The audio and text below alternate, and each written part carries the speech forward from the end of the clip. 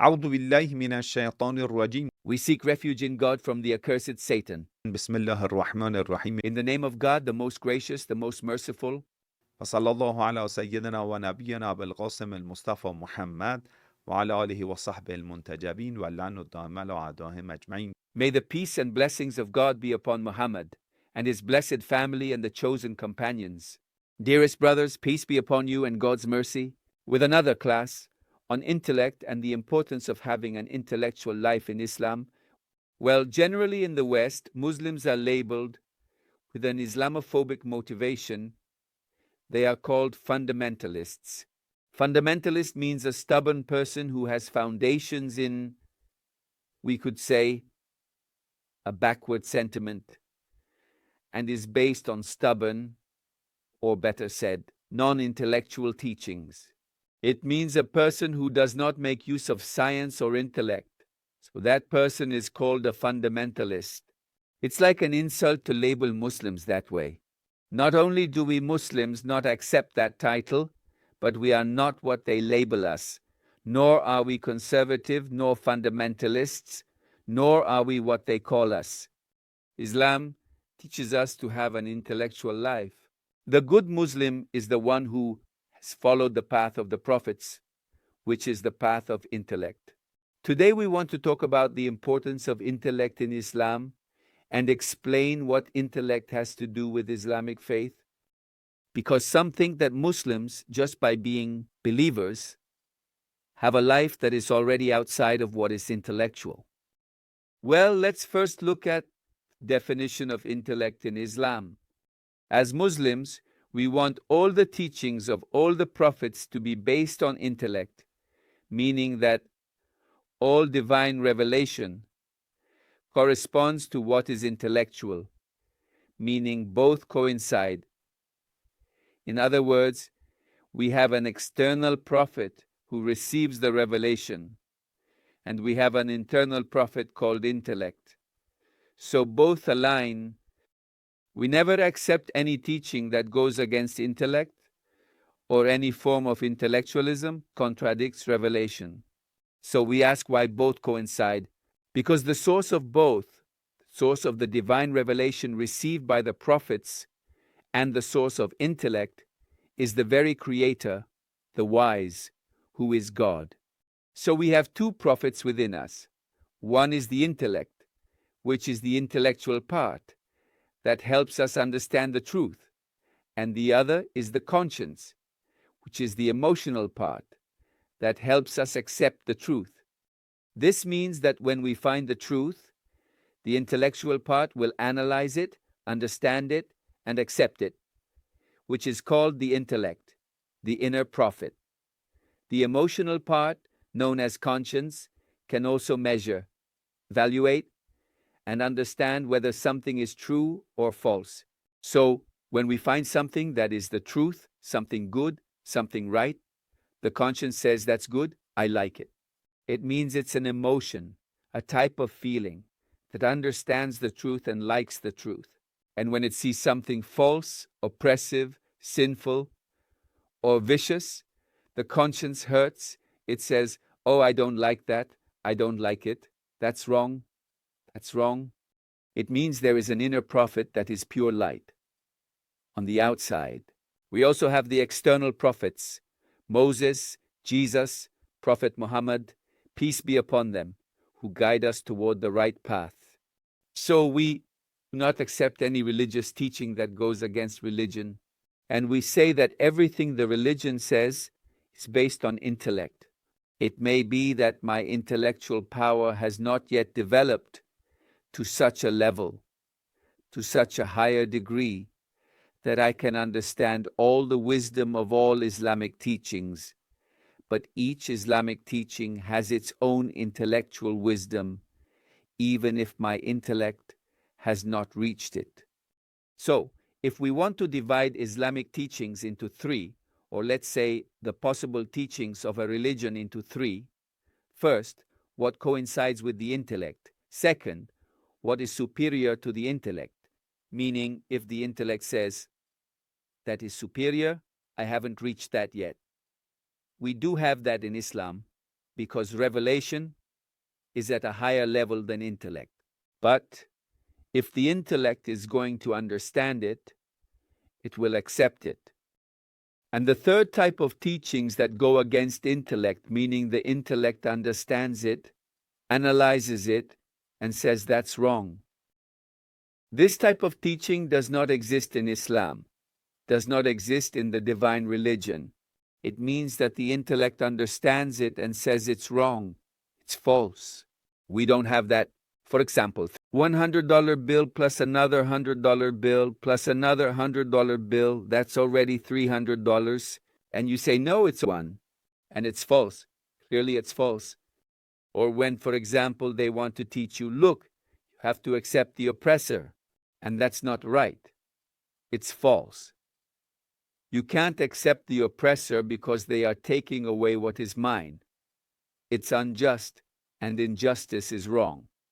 The intellect rejects it. And if a religious teaching comes that teaches you to submit before the oppressor, before the usurper, before Israel, and you say, oh, this is wrong, I can't accept it. So let's see what Islamic tradition says about intellect, the light of God within us. First, I want to explain to all human beings, contrary to what philosophy in the West has taught you, that everything is ambiguous, everything is relative, there is doubt in everything. We must accept pluralism in everything, pluralism in all concepts, because it's impossible to reach a pure and absolute truth. Each one is presenting their own interpretation of the truth. So the truth is relative, everything is false. All those teachings that you've been taught within Western philosophy about creating an ambiguous truth where everyone has their own view, and we have to accept everyone. One is gay, the other is good. We have to accept a society of different colors. No, no. The truth is absolute, clear, and transparent for everyone. It's that when a person doesn't want to understand the truth, it's because they haven't wanted to. Or rather, what is said in Spanish, we believe in what we want, means that person liked to believe that way. It's not that I have thought about it, it's not that I have reflected on it. That's why it says when you accept a religion, it means you accept what you want. So, to be able to continue in that fantasy of the invented religion, a human invention, you have to abandon intellect, because this is pure desire, it's pure ambition. That's not religion. That's why it tells you when you want to enter the temple, leave intellect outside. Why? Because you are entering a false path. It's an invented religion. That's why they tell you that you have to enter without intellect. If this part of God is true, it aligns with intellect. Yes, the argument is quite clear. So, everything they teach you about abandoning intellect is because the path they are showing you harms you. Because what does the intellect do? It will measure it, it will analyze it, it will evaluate it. Does it align with the truth or is it against the truth? Is this going to harm me or benefit me? Does it align or not? That will be evaluated. So it will reach clear conclusions. Unfortunately, in the West, first they rejected the truth, then they started inventing many false things, and after that, they give you options to choose from among false things, and you say none of them have been accepted. So, so that's total relativism. Since everything is ambiguous, you have to accept everything. So there we arrive at secularism. Secularism means that religion can no longer interfere in politics. Why can't it interfere in politics? Because it's ambiguous. Because religion is not intellectual. Because religion is a human invention. So it's not intellectual. This is obviously for the masses. It's like a theological system to justify the power of kings, the power of the corrupt. So that's wrong. The religion has always been abused, and that's not the religion of God. The Holy Quran indicates it as an invention of human beings. Because the religion that God teaches us, and the only path of all the prophets, from Adam Noah, Abraham, Moses, Jesus, Joseph, all the prophets, Solomon, David, up to the last and the best prophet and messenger of God, Muhammad. Sallallahu alayhi wa alihi wa sahbihi wa sallam. May the peace and blessings of God be upon him and his chosen companions and his perfect and purified family, that man of God. They all taught us a single path, which was that path of transparent, absolute truth. Absolute, yes. We have certainty. Certainty is the key to Islamic faith. The certainty that comes from intellect. When you find it to be something intellectual, you will certainly accept it. So Islamic faith is a solid intellectual faith. So philosophers are the mystics. Does Islamic philosophy coincide with Islamic mysticism? It coincides. Imam Khomeini was an intellectual, philosopher, mystic, and politician all at once. At the same time, what they can't understand in the West. How can religion, philosophy, the intellectual path, and the political path be connected? Why doesn't it coincide in the West? Because politics means power based on deception and lies. Because the politician doesn't come to serve the people, but rather to abuse them. That's why that concept of politics can't be mixed with faith, religion, or intellect, because it's an abusive concept of power. The concept of intellect already comes with many doubts, and Western philosophy is based on those doubts. So the person asks, how can intellect be combined with faith? And faith, since it is not intellectual, is pure emotion, pure desire, pure charm. So that faith is not intellectual. So you can't combine intellect with faith. And intellect is a completely different concept. But in Islam, everything is the same. Politics is the path of serving others.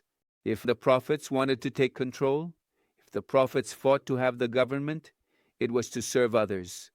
So to serve, that concept is quite faithful. That comes from faith in God. Because a person who doesn't believe in God has no reason for me to sacrifice my desires to serve others. That concept of me sacrificing my desires, making a great effort to serve others, only makes sense when there is something beyond, when I have faith in God.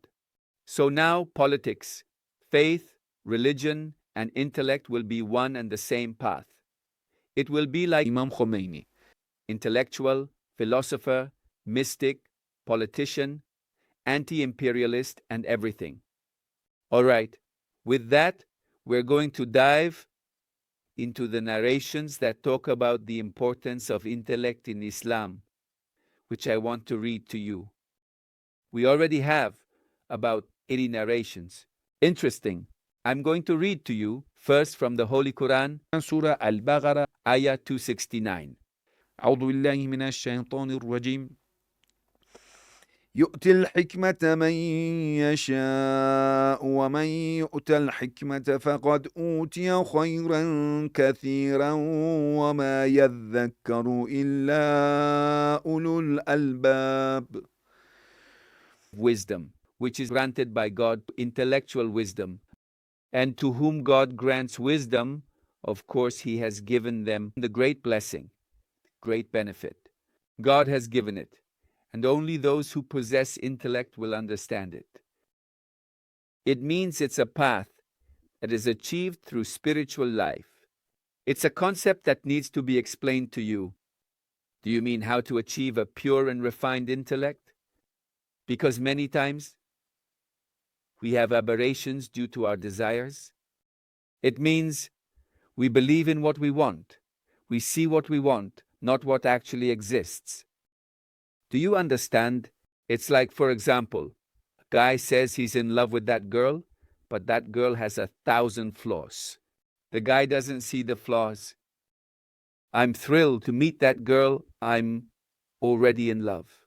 And he doesn't see the girl's flaws, meaning he's already blind.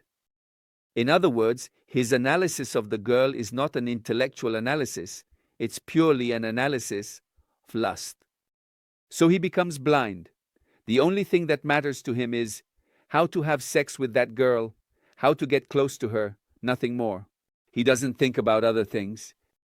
So that person doesn't have an intellectual analysis. They don't have pure intellect. Who is in charge? Who's in command? Lust, carnal desire. So they can't see the truth as it is. Many people, due to their carnal tendencies and ambition, don't see the truth. They don't see the truth. They only see what they like about life. They analyze what they love, nothing more. So this person is going to be like a blind person. They can't see the truth. When you can't see the truth, you can't analyze the truth. You don't have a clear vision of the truth. So, to reach that wisdom that God explains to us, the first path is spiritual purification. Spiritual purification means controlling carnal desires. The prophets first teach their followers to control their anger, control their lust, control their ego, control their ambition, control their vices, their carnal desires, and material desires. You have to control it, you have to hold it back. You have to learn to hold it back. That's why, yes, that's why all the prophets taught us to fast. All the prophets taught us to pray, and all of that helps us. For example, what do you do in prayer? Concentration. In concentration, you're watering the tree of your intellect, meaning the intellect starts to grow because you're giving it space to focus. The intellect will gradually become refined through the concentration and meditation you practice in prayer. Fasting helps you control desires, and all of this is part of the teachings of the prophets, so that purification helps you reach pure intellect. But if a person has fallen into vices, they won't have a free intellect. They have intellect, but it's quite weakened, imprisoned. And who's in charge? In their head, it's already lust. The hormones are in charge. That means Mr. Testicle and testosterone are in command, not the intellect. That's why you'll see many people make wrong and false decisions, and they're going to fall. They're going to lose many benefits, because what's in charge is not the intellect.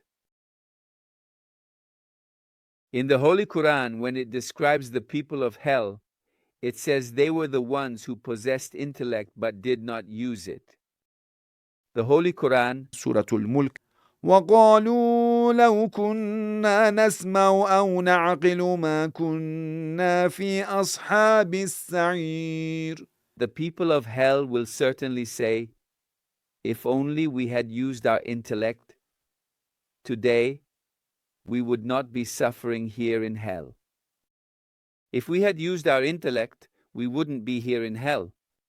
The Messenger of God says that قوام المرء عقله.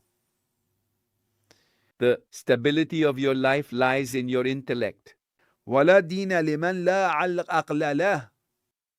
And those who don't use their intellect have no faith. They have no religion. Whoever does not use their intellect has no faith. Everyone has intellect.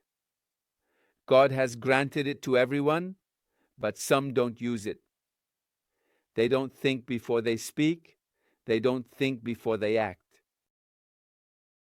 Imam Ali is known to have stated, ما استودع الله أمرا عقلا إلا استنقذه به يوما ما. that the Almighty God has not bestowed the gift of intellect upon any individual without purpose or reason. Yes, except that this intellect can save you from everything someday. If you start using your intellect, the intellect will definitely save you. It will save you. For example, if a person were to use their intellect, they would never fall into the vices of drugs. They would never betray their spouse. They would never lie. Many vices occur when a person neglects their intellect and starts following the path of desires. Imam Ali said, العقل أقوى أساس. the intellect is the strongest foundation of life, which is impenetrable. It means that if you base your life on intellect, you will never fall. You will never fall. If you see someone fall, it's because they haven't used their intellect. Let me give you a pretty simple example. For example, yesterday I saw a young man who is interested in my daughter. That's how it is in Iran. A guy asks a girl's father about marriage, discussing future plans and finances. First, he talks to the father-in-law, the girl's dad, in this case, me. The young man comes, talks to me, and starts explaining his plans for the future, for his studies, for the economy, how he wants to manage the household finances, and all of that he will explain to the girl's father. Once dad agrees, he says, go talk to the girl. So the girl, if she accepts the boy, will see the marriage. If the girl says, I don't like that guy, they go to the next case. Next. It's not like the young man is going to sleep with the girl, have sex, have children, and then we'll see, oh, who was that young man? Is it worth it or not? No. In Iranian tradition, for example, in Islam, family supports the girl and the family supports the boy in marriage. So the girl won't have to go through the bitter and harsh experiences of betrayal from her boyfriend. No, it's not how it is. The girl is not for playing around. It's a lady, it's a young woman, she has respect, so it will always filter through. All the young men will go through that filter. So, once a young man is worth it, once he has the qualities and characteristics necessary to bring happiness to that girl, then the father can make a better decision. Many times, an intellectual dad can always give the wisest advice. So the girl chooses, of course the girl chooses, but there will always be a filter. So crazy people can't get near your girl. So, stupid people can't take advantage of your daughter. In the West, it is the other way around. A boy with muscles approaches your daughter. So the girl is going to see that guy with muscles, and she's going to think, oh, he's really nice, I like that guy and everything. And where are you going to go? Suddenly, they're going to see that this guy is a drug addict, a womanizer, he's this, and he's not worth it. What do you want to do? The girl ends up separated, hurt, demoralized, disappointed, maybe even with a pregnancy, interrupted, and with 1,000 things going on. And the boy leaves, and you all are left behind. That's why a good marriage isn't formed in the West, or there are only a few cases in some countries where the number of children born to single mothers exceeds the number of children born to married families. Well, let's get back to the case. So I asked the guy, what's your economic plan? And the guy said, I sing. My profession is singing, and I sing in religious things. So the guy explained to me that he wants to set up a studio. I study with all the, with a microphone, with everything. There we're going to do recordings, and we're going to rent out that studio. Let's say that if people come, they're going to renting for 1 hour, 2 hours, and they pay. And I'm going to have a studio, and from there, I'm going to make a living. I asked him, do you have the budget to invest in a studio? He said no. So I asked the guy, where do you want to get that from? It needs investment. For example, $1,000 investment, the minimum for the equipment. The guy says, I'm going to look for someone to do it. Very good. So do you know how to edit audio in a studio?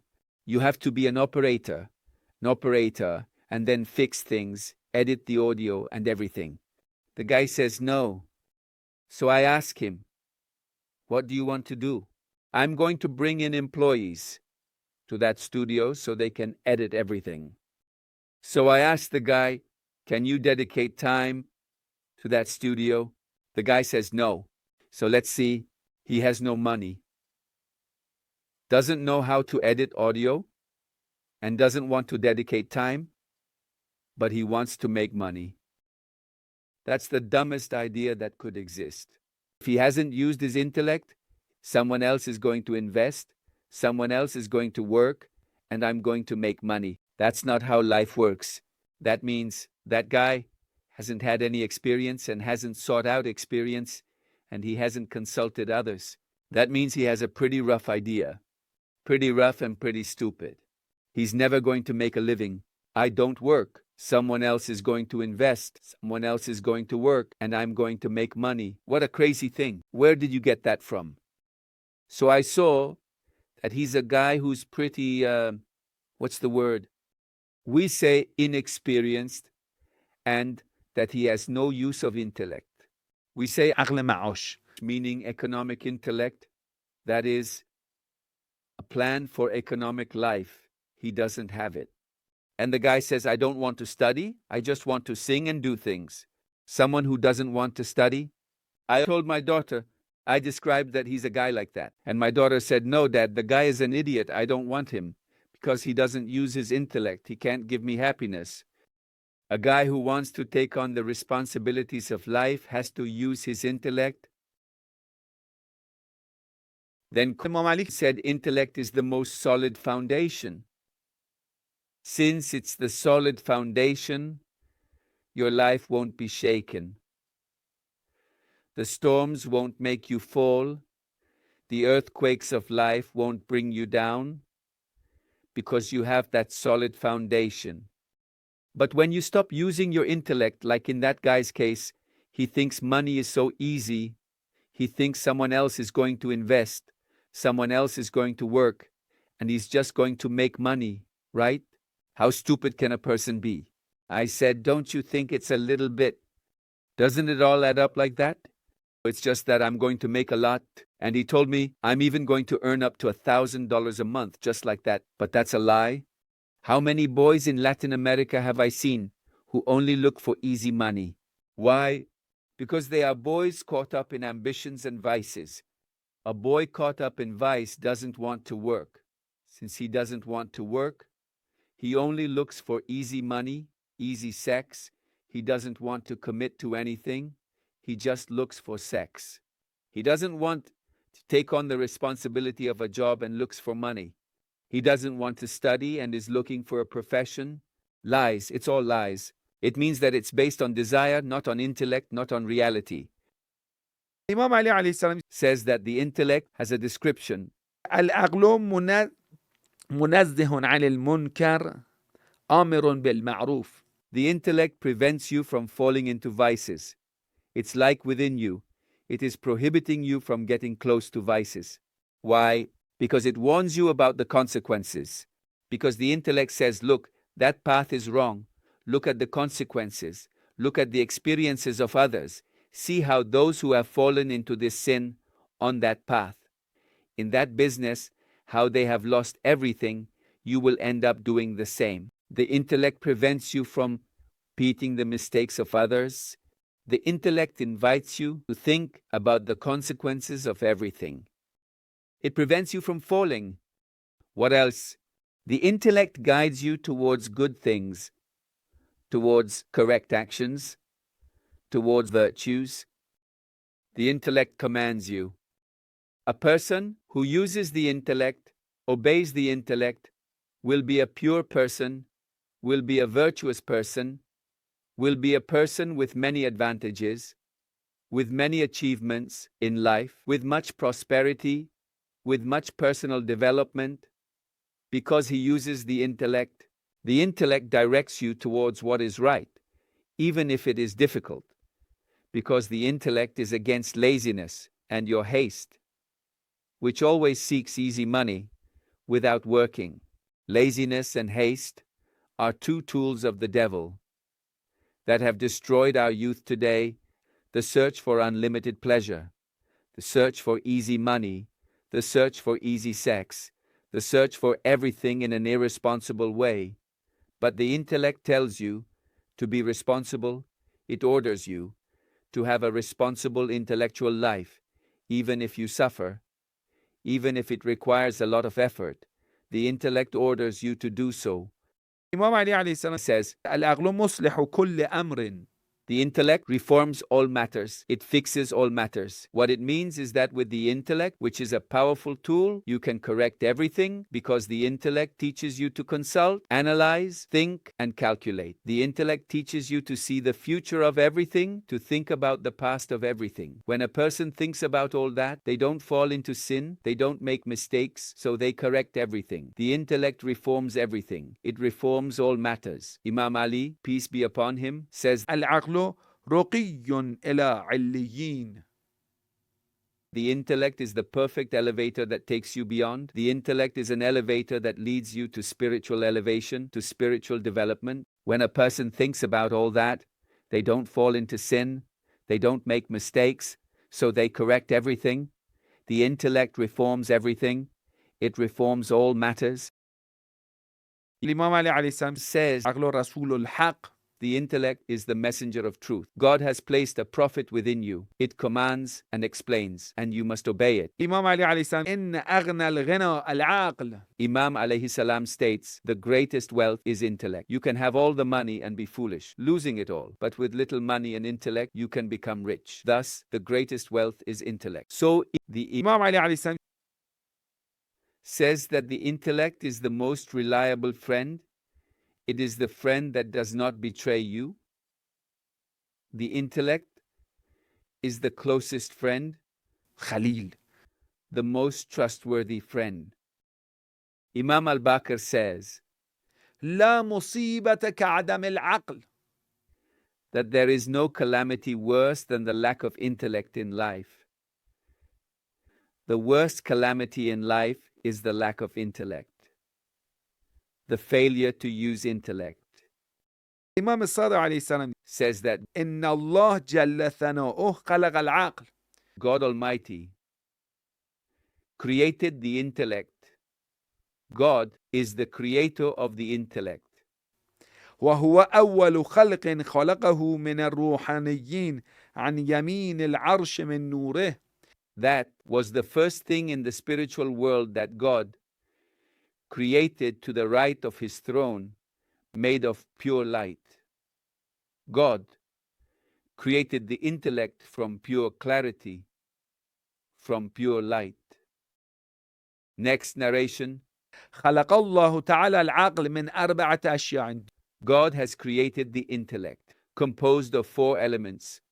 First, من العلم wisdom, science, والقدرة power, والنور clarity, and light, والمشيئة بالأمر.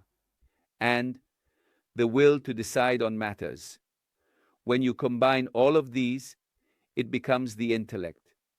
This means that wisdom, science, power, clarity, light, and decision-making all come together to form the intellect, which gives you the power to see things clearly because it is light, and it leads you to make decisions decisively.